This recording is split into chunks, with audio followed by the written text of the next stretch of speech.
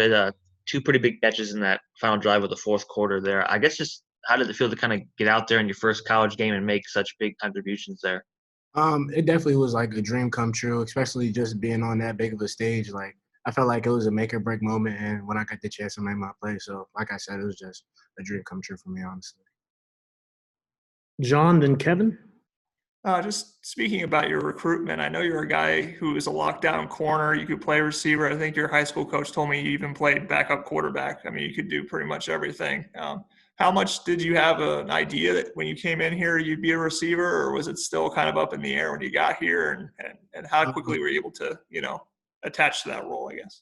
After talking to the coaching staff a lot, like through my recruitment and stuff, I felt like when I did find out like Indiana is the place to be for me, I felt like the choice was pretty easy from there on. And then after I got here and I became like a full-time receiver, I just had to work really hard, and all the coaches helped me out just getting comfortable in my position. Kevin, and then Griffin.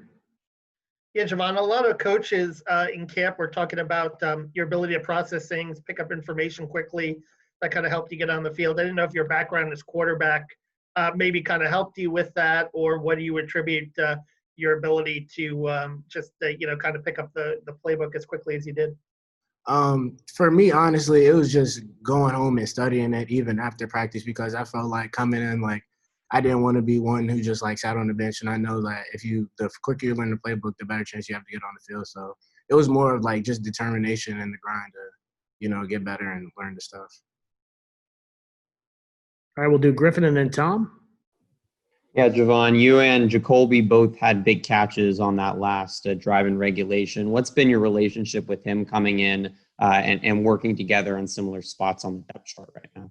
Honestly, Jacoby is the first person I met, because when I came on my official visit, he was my host. So even ever since then, we've been tight. He's been my boy. He always looks out for me. Like I always look out for him. That's like my brother. And even though like we're competing, like we just both like we're supporting each other. Like we know both of us have to step up. So it's more like just a support thing for each other. Tom and then Paul.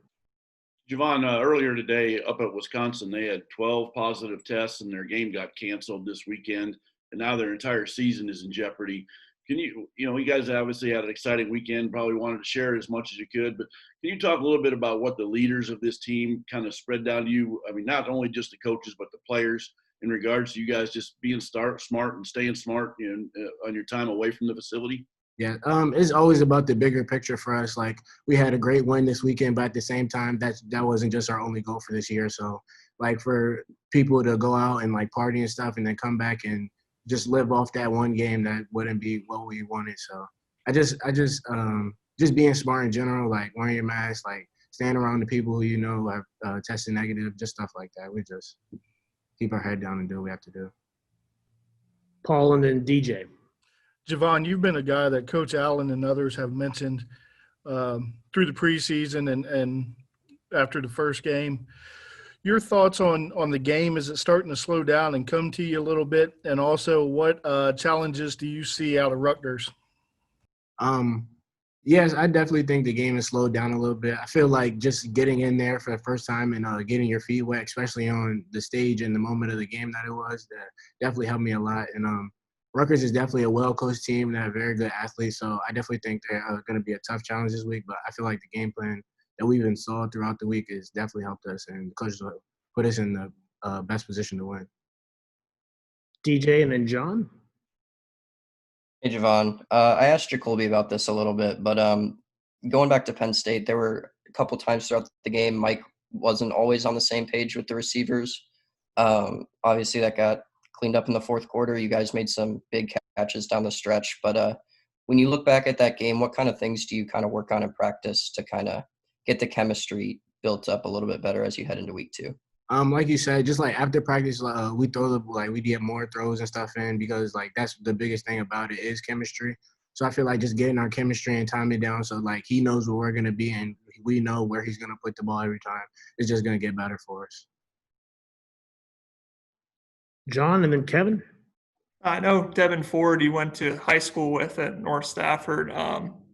what was that like being in a game, your first college game, having him on the other team? And obviously there's that kind of crazy sequence at the end there where he scores and that gives you a chance to go out there and make some plays. I mean, what were your thoughts about that? And have you talked to Devin since then? Yeah, I talked to Devin a lot. We're still really close.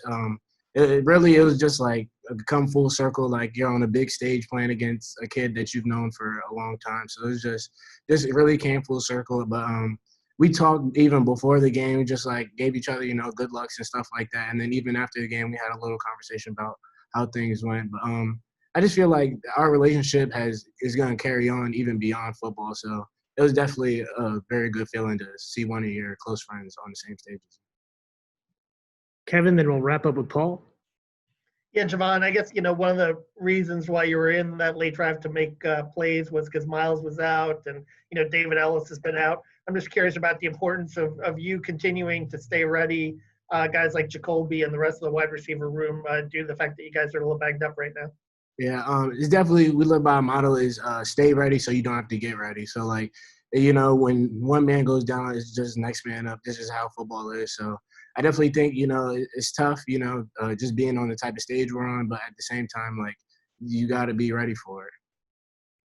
All right, Paul. Javon, teams typically make their greatest leaps from week 1 to week 2.